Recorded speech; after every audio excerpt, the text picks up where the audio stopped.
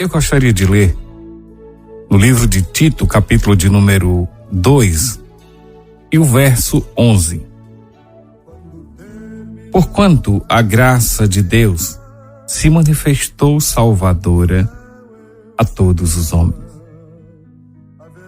Meus queridos, eu gostaria de, então, abordar um assunto muito interessante, mesmo que em um curto período de tempo. Até sei que poderíamos ter um tempinho maior para podermos tratar deste assunto. Eu quero falar sobre graça salvadora e religiosidade. É interessante como por tantas vezes eu tenho sido abordado, inclusive hoje, procurando falar do Evangelho da Graça, fui abordado sobre a questão da religiosidade. E quando falo de religiosidade, me refiro também a um certo orgulho religioso por parte de algumas pessoas em quererem viver a sua salvação em um isolamento. Não que devamos viver praticando todas as coisas que o mundo oferece, mas precisamos ter, inclusive, sabedoria, entendendo que a salvação é pela graça. E quando nos diz que a graça se manifestou salvadora a todos os homens, falando do nosso Senhor Jesus Cristo, manifesto aqui neste mundo para revelar a glória do Pai, e em obediência indo à cruz do Calvário, para ali derramando seu sangue precioso, nos reconciliar com Deus o Pai.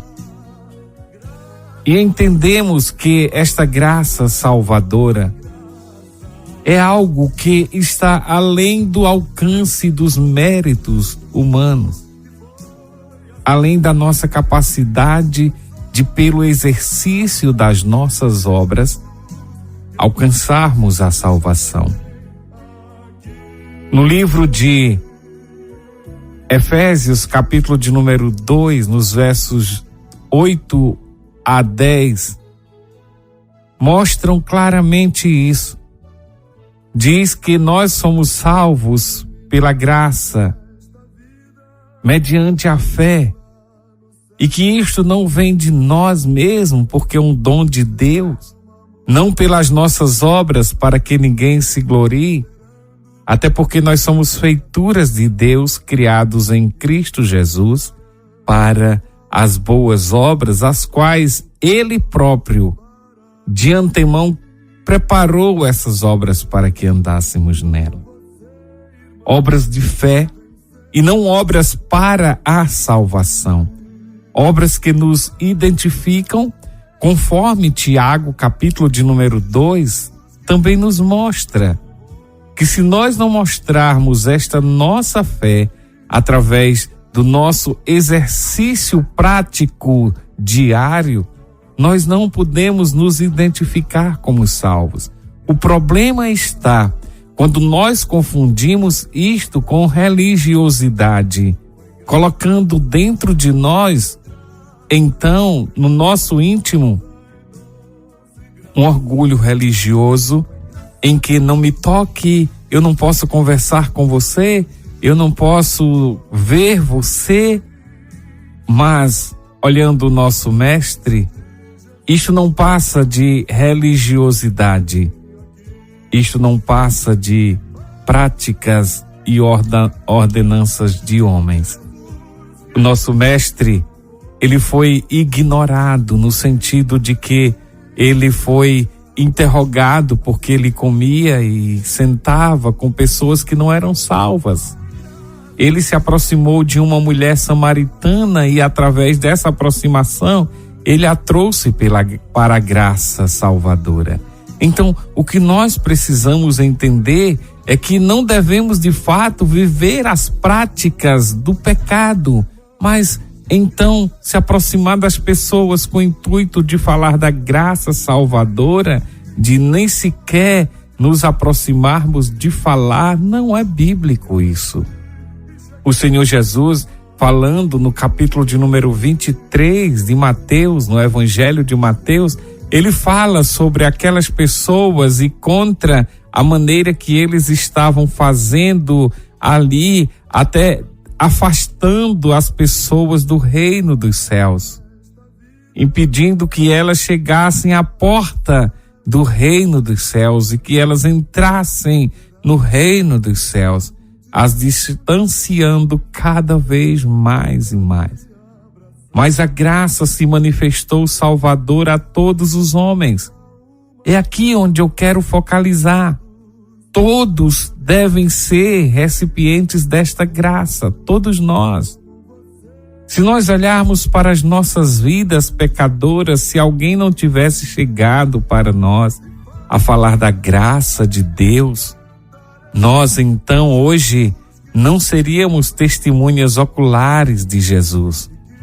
Entretanto, nós precisamos ter este reconhecimento de que há, de certa forma, por parte de algumas pessoas, até por não considerarem que em Cristo nós já fomos libertos e temos a oportunidade de então falar desta graça e precisamos aproveitar as portas que são abertas.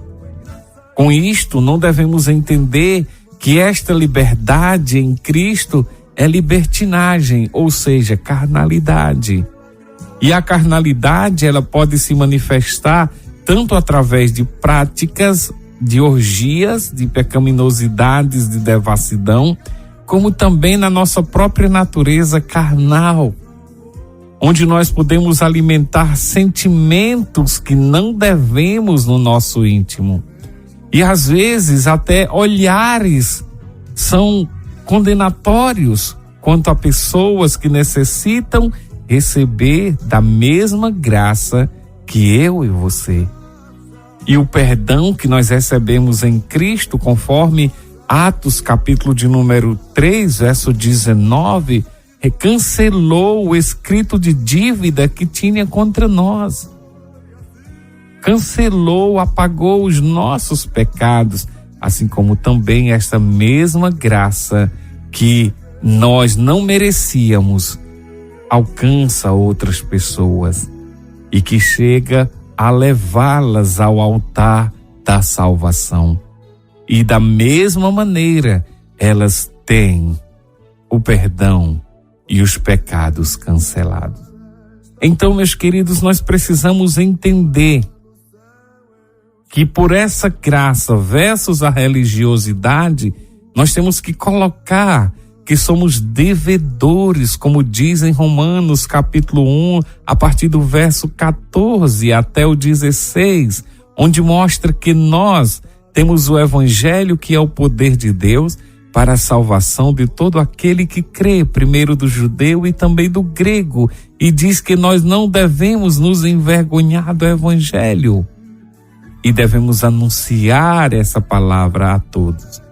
E a ordem do Senhor Jesus é, em Marcos 16:15, ide por todo o mundo e pregai o Evangelho. E entendamos que graça versus religiosidade não combinam no que diz respeito à salvação. E a salvação é por graça, não por méritos.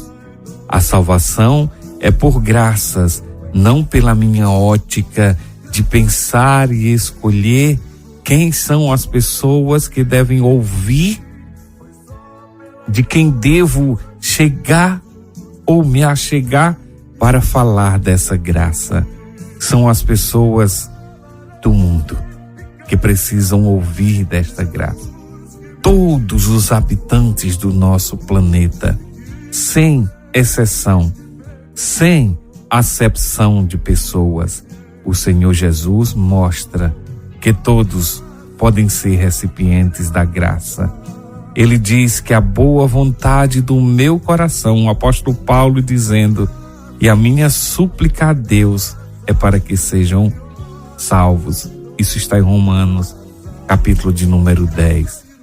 E nós precisamos mostrar que é pela confissão dos pecados e arrependimento, reconhecendo que Jesus Cristo é Senhor, que se é salvo, e pela graça.